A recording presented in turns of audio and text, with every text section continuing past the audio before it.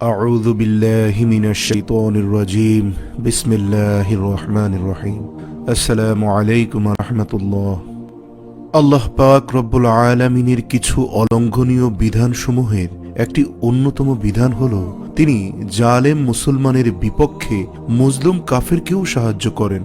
অর্থাৎ যার উপরে অত্যাচার করা হয়েছে সে যদি কাফেরও হয়, আল্লাহ পাক রব্বুল আলামিন অত্যাচারী মুসলিমের বিরুদ্ধে চলে যান। কারণ পৃথিবীর প্রত্যেকটি মানুষকে আল্লাহ পাক অত্যন্ত ভালোবেসে সৃষ্টি করেছেন। হোক সে হিন্দু, হোক সে মুসলিম, হোক সে খ্রিস্টান, তার উপরে অন্যায়ভাবে জুলুম হলে আল্লাহ পাক সেটা সহ্য করতে পারেন না। তবুও তিনি জালেমকে কোনো ছাড় দেন না, হোক সে মুসলিম। জুলুমের শাস্তি এত ভয়াবহ ও দ্রুত যে দুনিয়া থেকে এর সূচনা হয়, আখিরাতে এর পরিণতি কত মারাত্মক ও ভয়াবহ তা স্বয়ং এক আল্লাহ পাকই জানেন। রাসূল সাল্লাল্লাহু আলাইহি সাল্লাম এই অন্যায় থেকে আমাদের প্রত্যেককে বিরত থাকার পাশাপাশি মজলুম ব্যক্তির প্রার্থনার শক্তি সম্পর্কেও সচেতন করেছেন। আমাদের রাসূল সাল্লাল্লাহু আলাইহি সাল্লাম বলেছেন, মজলুমের বদদুআ থেকে বেঁচে থাকো, সাবধান, যদিও সে কাফের হয় তার বদদুআ আল্লাহ পাক রব্বুল আলামিন সরাসরি কবুল করেন।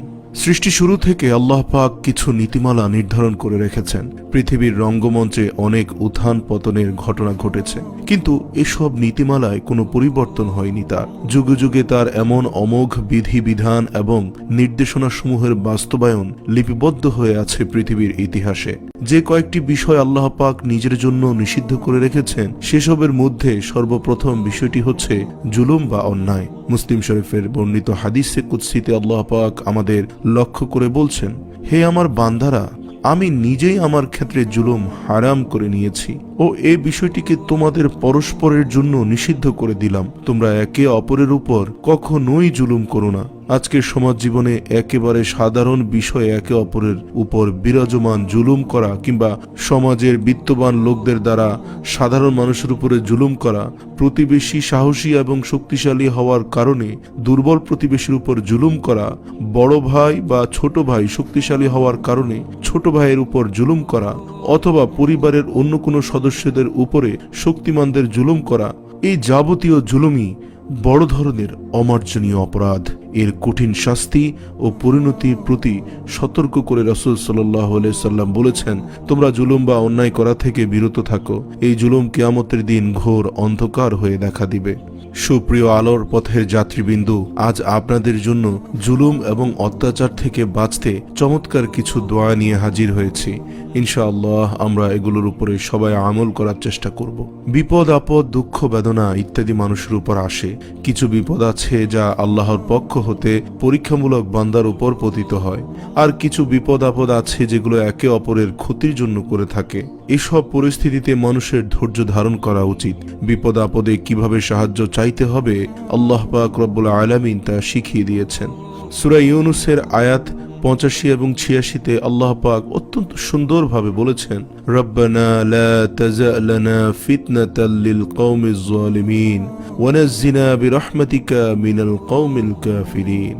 অর্থাৎ, হে আমাদের পালনকর্তা, আমাদের উপর এ জালেম কওমের শক্তি পরীক্ষা করিও না, আর আমাদেরকে অনুগ্রহ করে ছাড়িয়ে দাও এই কাফেরদের কবল থেকে। হযরত মূসা আলাইহিস সালামের প্রতি ঈমান আনয়ন করার পর ফিরআউন বনি ইসরাইলের উপর জুলুম অত্যাচার শুরু করে। তারা মূসা আলাইহিস সালামকে এ বিষয়ে অবহিত করলে মূসা আলাইহিস সালাম আল্লাহর উপর ভরসা করতে বলেন। তখন বনি ইসরাইল সম্প্রদায় আল্লাহর উপর ভরসা করেন। আল্লাহ বনি ইসরাইল সম্প্রদায়কে ফিরআউনের ভয়াবহ জুলুম থেকে হেফাজত করেন এবং ফিরআউনকে তার দলবল সহ নীল নদে ডুবিয়ে মারেন। এখনো মানুষ মানুষের উপর অন্যায়ভাবে অত্যাচার জুলুম করে থাকে। সব ধরনের অত্যাচারে আল্লাহর কাছে কোরআনের এই আয়াতের মাধ্যমে দোয়া করা যেতে পারে, যাতে করে আল্লাহ তাআলা দুনিয়াবি অন্যায়, অত্যাচার, জুলুম, নির্যাতন থেকে হেফাজত করেন, যাবতীয় বিপদ ও মুসিবত দূর করে দেন। কেননা আল্লাহ তাআলা ফিরআউনের কবল থেকে বনি ইসরাইল জাতিকে হেফাজত করেন, যাতে রয়েছে আমাদের জন্য অনেক শিক্ষণীয় বিষয়। তাই আপনার পার্শ্ববর্তী কেউ আপনার উপর জুলুম করছে, আপনার বস আপনার সাথে জুলুম করছে, এমনকি পারিবারিকভাবেও পরিবারের অন্য কেউ আপনার সাথে জুলুম করেছে, হোক জুলুম যেরকমই হোক না কেন, যার দ্বারাই হোক না কেন, দিল থেকে আল্লাহ পাক রব্বুল আলামিনের কাছে সাহায্য চেয়ে যান। তবে অবশ্যই মনে রাখবেন, আল্লাহ পাকের কাছে জুলুমকারী ব্যক্তির জন্য হেদায়েত চাইবেন, কখনো তার ধ্বংস প্রথমেই চাইবেন না। যদি একান্তই তার নসিবে হেদায়েত না থাকে, তাহলে আপনি এক পর্যায়ে ধ্বংস যেতে পারেন। তবে দোয়ার ক্ষেত্রে মনে রাখতে হবে যেন আমরা সকলে এই দোয়া করি, হে আল্লাহ, আপনি যে ব্যক্তি আমার উপর জুলুম করছে তার নসিবে হেদায়েত থাকলে তাকে আপনি হেদায়েত করে সরল সঠিক পথ দান করুন। কেননা এই পৃথিবীতে কোনো মানুষ জাহান্নামী হোক তা আমি চাই না। আপনি তো কলবের পরিবর্তনকারী আল্লাহ, আপনি তার অন্তরকে পরিবর্তন করে দিন। হে আল্লাহ, যদি সে কোনোভাবে আমার উপর নির্যাতন বন্ধ না করে, যদি তার নসিবে হেদায়েত না থাকে, তবে আমাকে এই বিপদ থেকে মুক্তি দান করতে আপনি তাকে সরিয়ে দিন।